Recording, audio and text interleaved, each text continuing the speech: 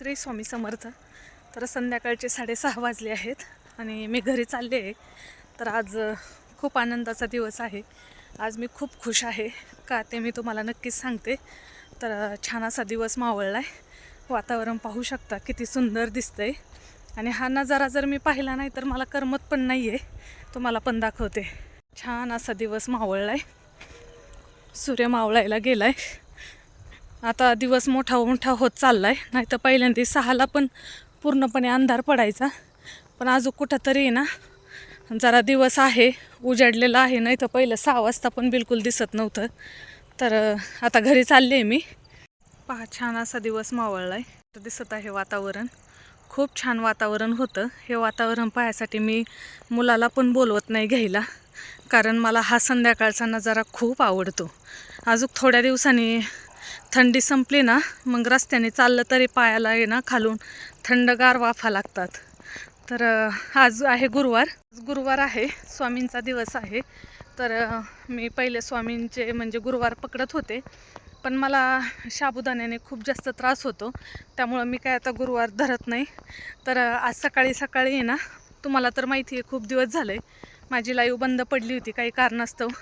मला पण ॲक्च्युली कारण समजलं नाही की का माझी लाईव्ह बंद पडली होती. त्याप्रमाणे मी सकाळी उठले आणि दुसरं एक चॅनल ओपन केलेलं आहे, पण त्या चॅनलवर पण लाईव्ह चालू होती आहे, पण माझं मनच नाही होत त्या चॅनलवर लाईव्ह वगैरे घ्यायचं.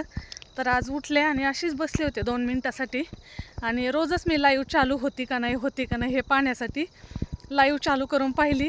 तर सकाळी स्वामींनी माझी जे यूट्यूबचे काही कशामुळं गाईडलाईन्सच्या अगेन्स्ट गेल्यामुळं जी लाईव्ह बंद झाली होती, ती लाईव्ह माझी आज अचानक चालू झाली. तर मला खूप छान वाटले. लाईव्ह जवळजवळ 21 ते 22 दिवस झालं होतं लाईव्ह बंद होती, आणि स्वामींचा चमत्कार पहा, गुरुवारीच स्वामींनी माझी लाईव्ह चालू केली. तर खूप जास्त मला बरं वाटलं. मला विश्वास होता की माझी लाईव्ह चालू होणार, कारण आत्तापर्यंत स्वामींनी जे काही चमत्कार दिले ते मी शब्दात पण सांगू शकत नाही. स्वामींचं एवढं योगदान माझ्या आयुष्यात मोलाचं आहे. आणि आज गुरुवारचीच का होवा, पहा किती योगायोग आहे. ही सगळी स्वामींचीच लीला आहे. कुठंतरी होते, जर लाईव्ह चालू नाही झालं तर मी आता वायफाय पण बंद करणार, कारण खूप जास्त मला टेन्शन आलं होतं. मी लाईव्हसाठी वायफाय पण बसवलं होतं, पण आज सकाळी विचार केला की लाईव्ह जर चालू नाही झाली तर मी वायफायचं बिल पण भरणार नाही, ॲटोमॅटिक ती बंद होऊन जाईल. पण लगेच 10 ते 15 मिनटात मी लाईव्ह चालू करून पाहिली, तर माझी लाईव्ह फायनली चालू झाली. खूप छान वाटलं, खूप बरं वाटलं. जवळजवळ 21 दिवस मी खूप जास्त टेन्शनमध्ये होते. शून्यातून सगळं चालू करतो ना, विश्व तयार करण्याचं जे धाडस ठेवतो ना, कारण मी एका सबस्क्रायबरपासून एवढे 2000 सबस्क्रायबर कसे मिळवले हे फक्त माझ्या जीवाला माहिती. त्यासाठी मला किती मेहनत करावं लागली हे फक्त मलाच माहिती. आत्ता माझे 2000-2500 सबस्क्रायबर झाले, तर मला खूप जास्त वाईट वाटत होतं. होण्यासाठी 50 सबस्क्रायबर करणं पण खूप मुश्किल काम आहे. माझे तर 2500 सबस्क्रायबर झाले होते, त्यामुळं मी खूप जास्त टेन्शनमध्ये होते.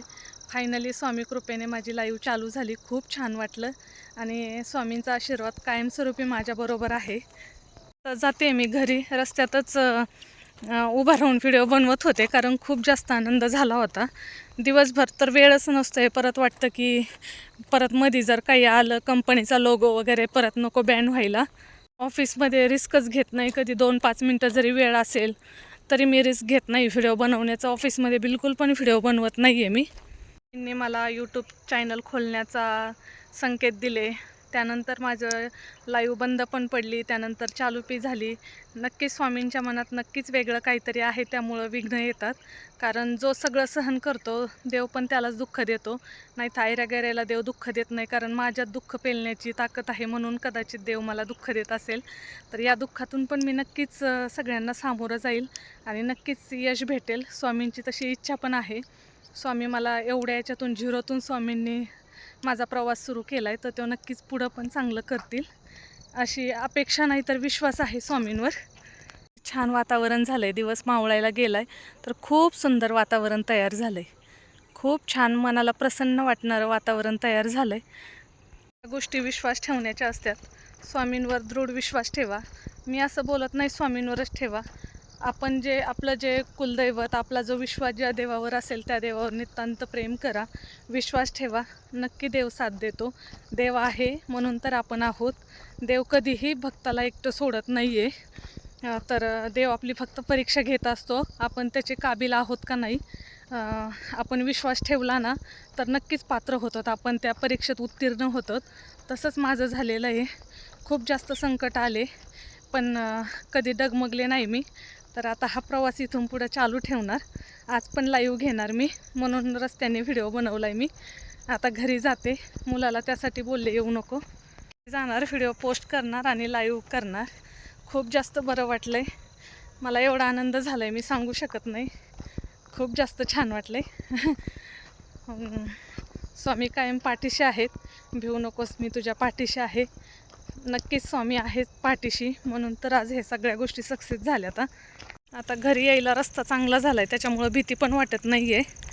मस्त झाला आहे, नाही तर पहिल्यांदा खूप भीती वाटायची. आता आले घराजवळ, 5 मिनटं लागतील आणखीन. त्याची ओढ म्हटलं का कोणती पण स्त्री लेकरांकडे जायचं म्हणलं तर किती पण अडचणीतून जातेच. ती हिरकणी होते आपल्या मुलांसाठी. मग ते मुलं छोटी असू किंवा मोठी असू, प्रत्येक मुलासाठी आपली आई हिरकणीच असते. तर जाते आता घरी, नंतर बोलते. तर माझे व्हिडिओ तुम्हाला आवडत असतील तर नक्की सबस्क्राईब करा, नवीन असाल तर लाईक करा, छान कमेंट करा.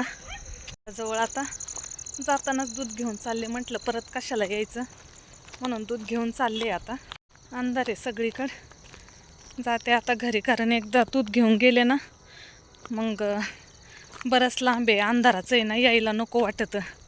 सगळीकडं पहा अंधारच आहे आणि थंडीचे दिवस येतं, कंटाळा पण येतो आहे. आता घरी जाते मग बोलते बाकीचं. दूध घेऊन आले होते, आता मस्त चहा ठेवला आहे, चहा पेते, देवाला दिवा अगरबत्ती लावते आणि आजपासून कंटिन्यू लाईव्ह चालू करते. मींना दिवा वगैरे लावला आहे, तर खूप छान वाटतंय. आज स्वामींमुळेच हे सगळं काही शक्य झालं आहे. आता मुलाला पण क्लासला जायचं आहे, चहा दोघंजण चहा पितोत आणि आता रोज खंड न पडता लाईव्ह चालू असणार आहे. 8 वाजता चालू करेल. तर इथंच थांबते आता. तुम्हाला कसे वाटले व्हिडिओ नक्की सांगा. तर व्हिडिओ चॅनलवर नवीन असाल तर चॅनलला लाईक करा, छान कमेंट करा, नवीन असाल तर सबस्क्राईब करा.